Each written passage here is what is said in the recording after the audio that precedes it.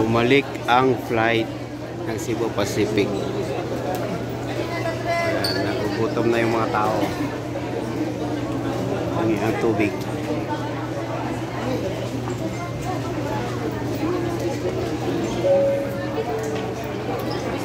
To all Cebu Pacific guests on Flight 5J3951 bound for Davao, may we have your attention please.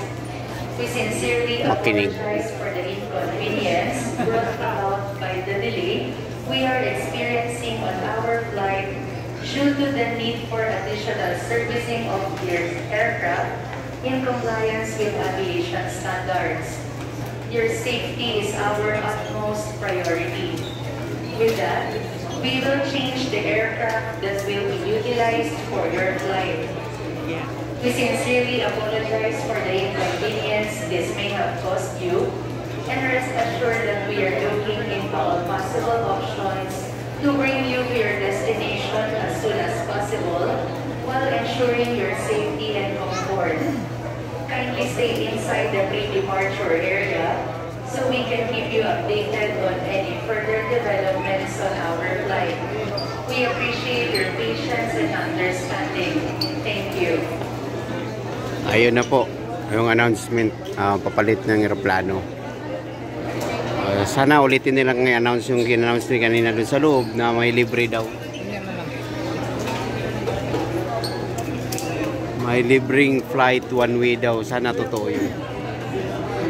So muli, yung flight natin po ay hindi natuloy. Bumalik tayo dito sa airport at sabi papalitan daw ng aeroplano. Ayan po. Nagdi-distribute sila ngayon ng tubig. Pampalubag-loob ng tubig. Kasi galit na po yung mga pasahero.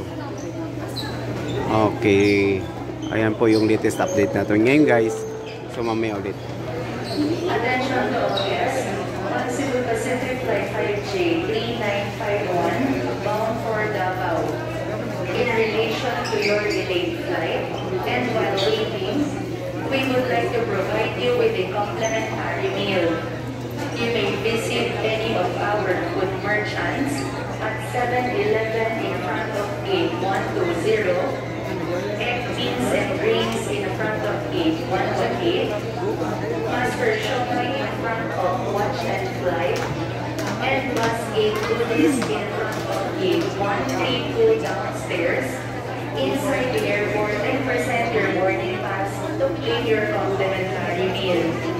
We sincerely apologize for any inconvenience this may have caused, and we appreciate your patience and understanding on this